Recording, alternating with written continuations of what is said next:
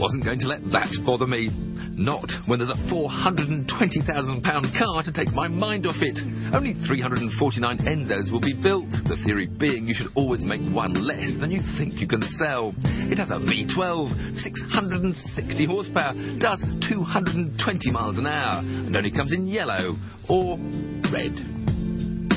The funny thing is, you see pictures before you come in magazines, and you get this idea of it, and you think it looks a bit ugly in the magazines, and you start criticising it because, you get a bit picky.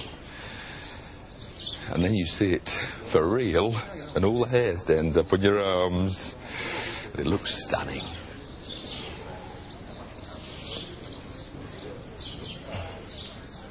The naked eye can see so much more detail than photographs show, because I just noticed that this wing, you don't see that in the photos at all. It's a proper aerofoil. It is the detailed touches, little rear lights. I'm not sure I like little silver bits they put on it, spoiling all their advertising stickers. Where's Dario? Is he here yet? Oh, there he is at the door. Robin, quick, there's a shot of Dario over there. There's Dario. Open the doorway. The doorway.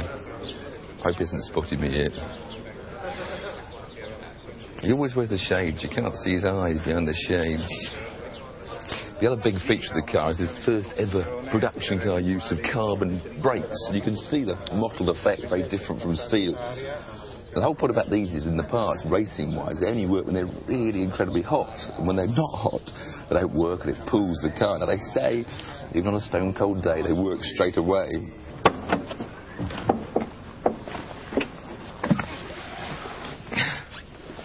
And finally, I'm in an Enzo Ferrari. Apparently, when you buy your own, the pedals can have about 16 different adjustments to suit you. All the basic seats got 16 different sizes. Still slides backwards and forwards manually, mind you. And at long last, when it started with a Ferrari 360, you've now got adjustable steering wheels.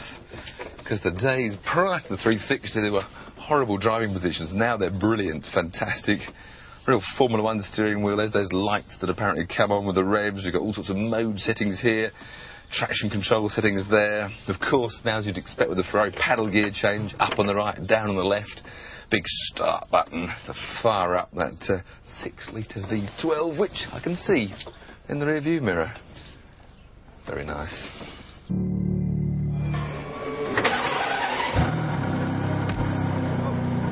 Tell him we're filming, so can you get out of the way?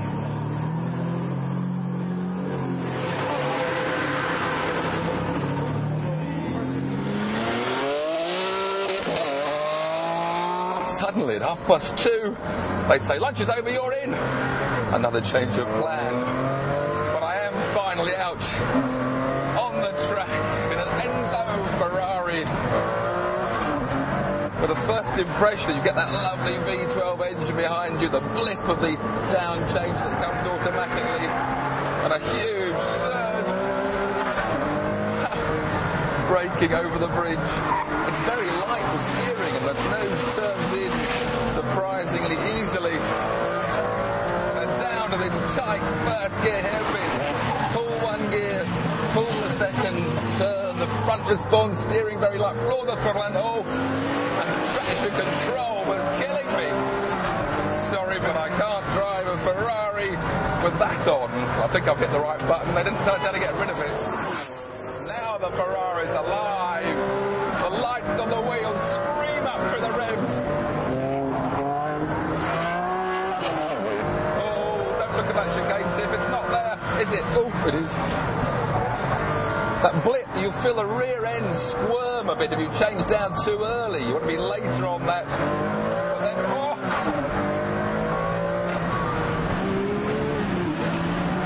Brake, blip, change down later tip. That's what this car wants. Now I haven't got traction. The horn again as I cross my hand. And now the car leaps out of that corner. Heading to its high speed left, right. Feel the G-force building up. Fourth. Fifth gear. Turning and braking. Clamp on. I can't believe how good the brakes are. But I believe that 600 horsepower right underneath my foot. Oh.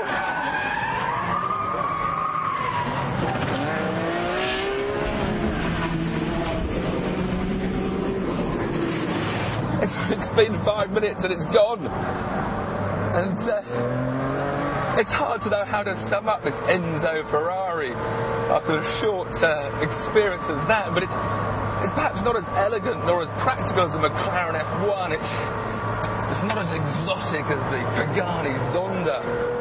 But what it does do fantastically well is what Ferrari are fantastic at.